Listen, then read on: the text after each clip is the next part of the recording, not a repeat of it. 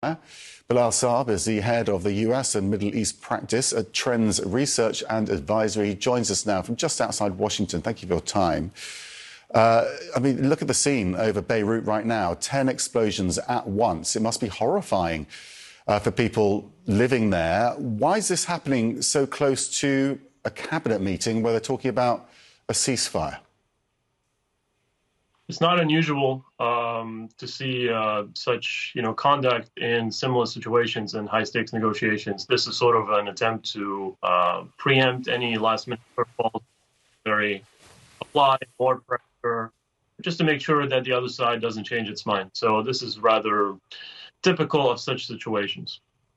If we look at the Lebanese side, first of all, the Hezbollah side, rather, are you confident that they've fully signed up to whatever the deal is they're discussing in Jerusalem today? I'm not confident about either side, frankly. That's the whole point of the 60 days, truce, that, you're going to see how both sides are going to behave.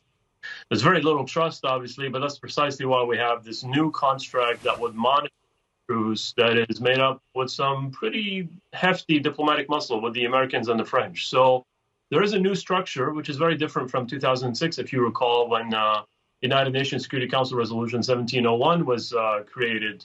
So we'll see. It's obviously going to be very critical 60 days until the inauguration of President Trump. The big concern, obviously, in Israel is that, Hezbollah will keep firing rockets when this ceasefire starts. And as I understand it, one of the big sticking points is some clarity about how Israel responds if Hezbollah attacks first. Yeah, look, a major sticking point in this entire negotiation, which frankly, to this day, I'm not sure if there's any clarity on yet. I've heard there was some kind of a side document to whatever they agreed to that would provide the Israelis with freedom of action violation on the part of Hezbollah.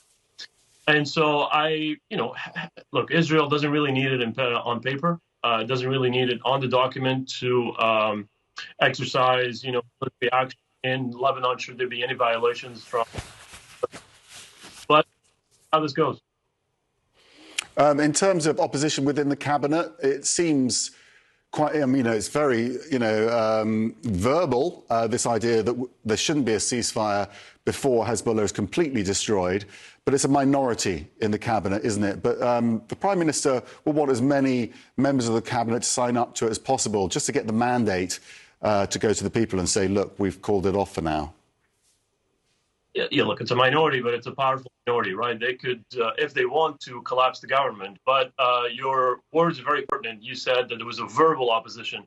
I didn't hear in any of that verbal opposition that they would actually withdraw or collapse the government. So far, it's been sort of reservations, complaints, recommendations not to move forward. But it is a pleasant surprise not to see them, issue an ultimatum to the prime minister. So I think we're good there. Has Donald Trump's administration had any role here, as far as you know?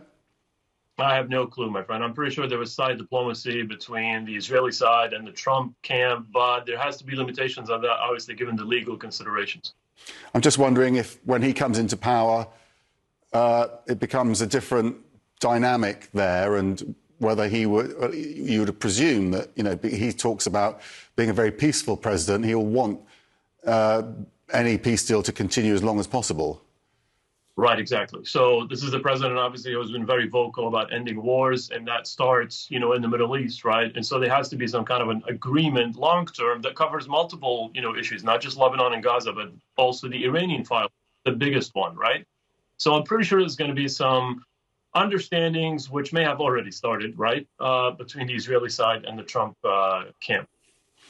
How civilians in Gaza are feeling about this, do you think, when they probably feel even more desperate for a ceasefire? Yeah, this obviously has negative implications for what's going on in Gaza. They feel like now they're by themselves.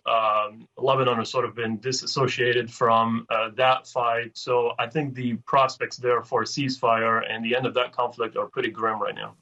OK, Bilal Saab, I really appreciate your time today. Thank you so much for joining us. We'll bring you any updates on that cabinet meeting as they come through.